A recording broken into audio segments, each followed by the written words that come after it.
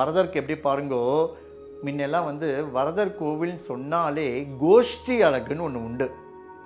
அதாவது கோஷ்டி அழகுன்னா முன்னாடி பிரபந்தங்கள் சேவிச்சுட்டு போவா, பின்னாடி வேதங்கள் சேவிச்சுட்டு வருவா.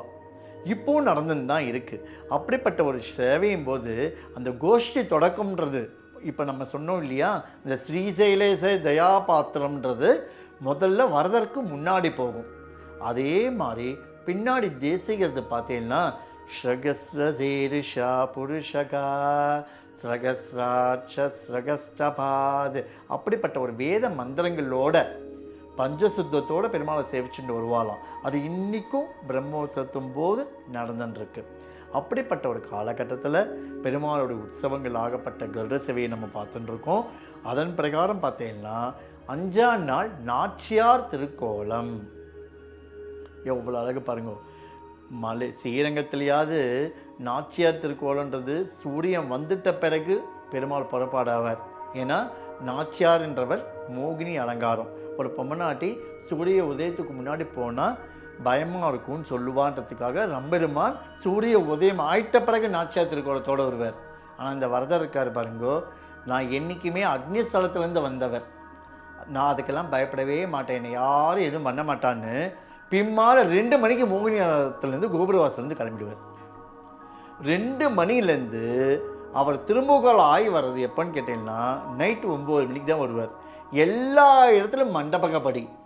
அந்த மண்டபப்படின்றது என்னன்னு கேட்டீங்கன்னா அந்த நாச்சியார் திருக்கோலத்தும் போது எல்லாரும் ஆற்று வாசலில் செம்மண்ணிட்டு கோலம் போட்டு பெருமாள் வரதர் வர நாச்சியார் திருக்கோலத்தோடு வர எதுக்கு வெத்தலைப்பாக்கு மஞ்சள் குங்குமம் வாங்கிக்க வராராம். அதனால தான் கையில் கிளியோட பின்னாடி ஜடையை சாத்திண்டு திருமங்கல்யம் பெருந்தேவி தாயாரோட திருமங்கலத்தை அன்றைக்கி சாத்திப்பார், பெருந்தேவி தாயாரோடைய தோடை அன்றைக்கி சாத்திப்பார். அதான் ரொம்ப விசேஷம். வரதராகப்பட்டவர் அன்றைக்கி மோகினி அலங்காரத்தோட எல்லாராத்து வாசல்லையும் போய் எல்லா இடையும் நெடுநடங்க அந்த காஞ்சிபுரத்தில் இருக்கக்கூடிய ஒரு தெருவை விடாமல் எல்லா இடத்துலையும் மண்டபப்படி ஆகி எல்லா இடத்துலையும் மஞ்சள் குங்குமம் வாங்கிட்டு திரும்புகால் வரும்போது மணி 8 மணி 9 மணிக்கு தான் வருவாராம். வந்த உடனேயே அன்றைக்கி நைட்டே பெருமாளுக்கு புறப்பாடு உண்டு. எவ்வளோ அழகாக பாருங்கோ. அனுமந்த வாகனம். ஸ்ரீராம ராம ராமேதி ரமே ராமே மனோரமே ஸ்ரகஸ்ரநாம தத்துல்யம் ராம நாம வராரணே.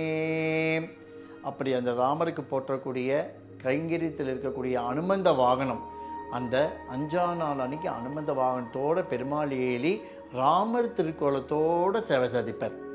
ராமர் அலங்காரத்தோட பெருமாள் அனுமந்த வாகனத்தில் கையில் வில்லம்போடு அந்த அனுமந்த வாகனம் சேவையாகப்பட்டது அவ்வளோ ஆச்சரியமாக இருக்கும்.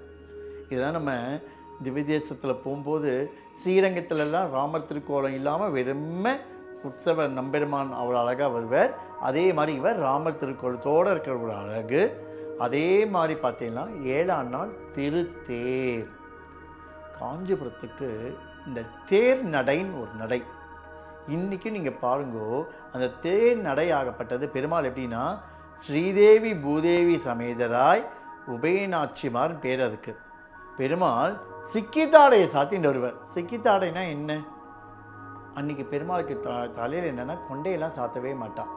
வைரமுடி கொண்டையோ பாண்டியன் கொண்டாடையோ கோலாடை முடிச்சு கொண்டையோ எதுவும் சாத்தாமல் வெறும் சிகப்பு கலர் துணியால் பெருமாளுக்கு கொண்டையை சாத்தி சூரியன் சந்திரனோட பெருமாளுக்கு லாடாட்டம் அப்படின்னு ஒன்று உண்டு.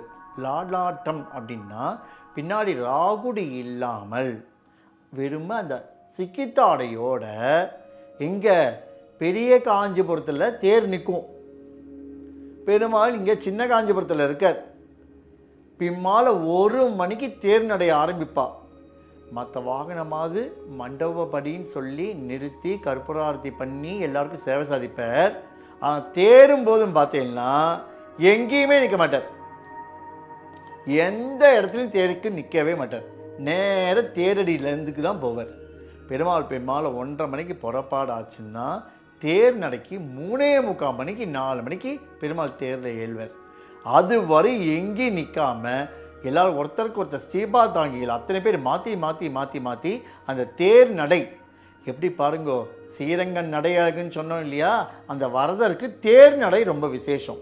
அந்த தேர் நடையும் போது பெருமாளுக்கு தளிகை ஷீரான்னம், அதே போல் அக்கார வரிசல், ருதுகுல பாயசம்.